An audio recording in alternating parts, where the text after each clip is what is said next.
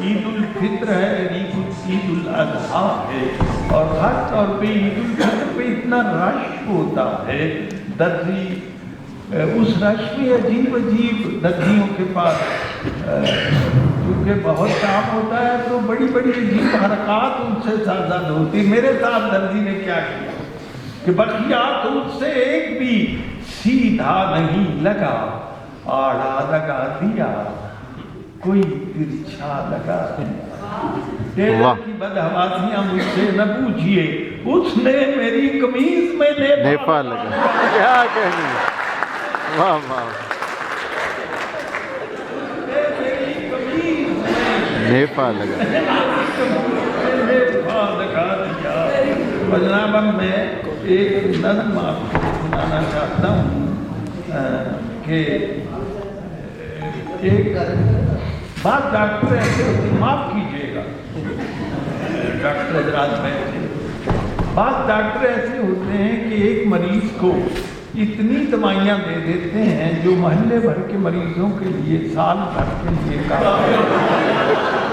میرا بھی ایک ایسے ہی ڈاکٹر سے مجھے بھی پالا پڑا، تو ان کا میں نے نظم کا نام رکھا ہے نسخہ. ذرا ملاحظہ فرمائیے کہ ایک ڈاکٹر سے مشورہ لینے کو میں گیا، ناسازی مزاج کی کچھ ابتدا کے بعد کرنے لگے وہ پھر میرا طبی معائنہ. ایک وقفہ خاموشی صبر اللہ کے بعد 4 گھنٹے بیٹھے، ایک وقفہ خاموشی صبر آزما کے بعد، اور ضربات قلب و نفس کا جب کر چکے شمار، بولے وہ اپنے پیڈ پہ کچھ لکھا کے بعد، ہے آپ کو جو عارضہ وہ عارضی نہیں ہے، آپ کو جو عارضہ وہ عارضی نہیں. سمجھا ہوں میں تفکر بے انتہا کے بعد، اور لکھا ہے ایک نسخہ اکسیر بے بدل، وہ شافی دربار ازلی میں شفا کی دعا کے بعد، لیجئے نماز فجر سے پہلے یہ کیپسول،